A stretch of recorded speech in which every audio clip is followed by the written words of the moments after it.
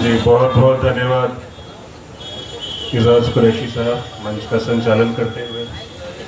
आज धनबाद विकास मंच के द्वारा आयोजित इस कार्यक्रम की अध्यक्षता कर रहे हमारे निरसा विधायक श्री अरूप चटर्जी जी, सम्मानित मंच पर उपस्थित हमारे जमशेदपुर से आए विधायक श्री सरयू राय जी, हमारे सिंदरी से आए विधायक बबलू महतो जी, चंद्रदेव महतो जी, मैं बबलू दा बोलता हूँ उनको, हमारे पूर्व महापौर चंद्रशेखर अग्रवाल जी, मंच पर बैठे विजय झा जी, नीलम मिश्रा जी, जुबैर आलम जी, नागेंद्र राय जी, सम्राट चौधरी जी, प्रवीण गोधा जी, धनबाद विकास मंच के अध्यक्ष।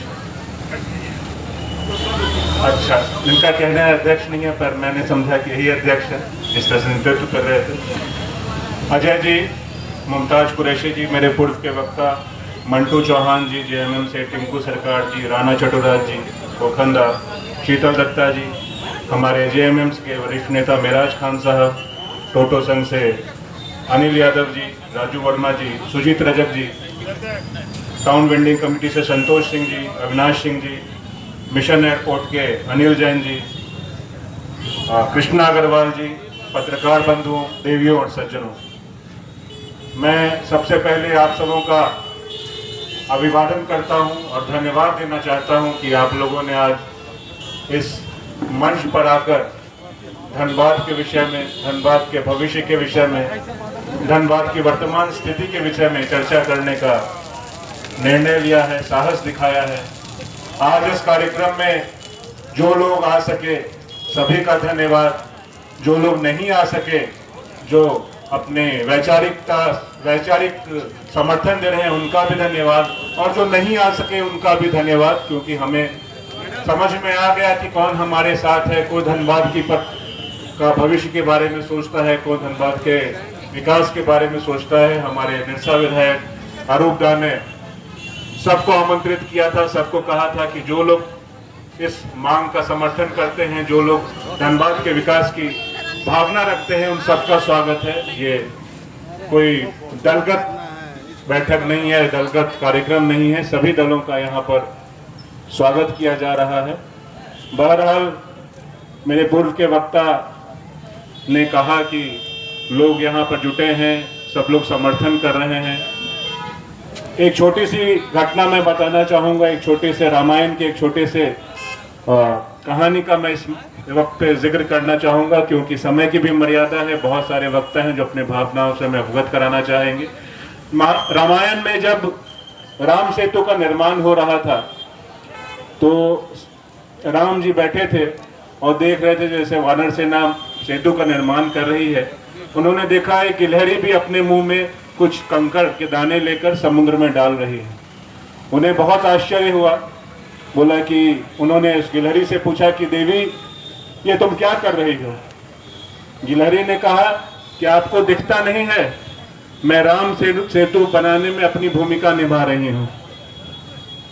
तो राम जी ने कहा कि क्या तुम्हारे इन छोटे कंकरों से, रेत के कणों से क्या राम जी का पुल बन जाएगा?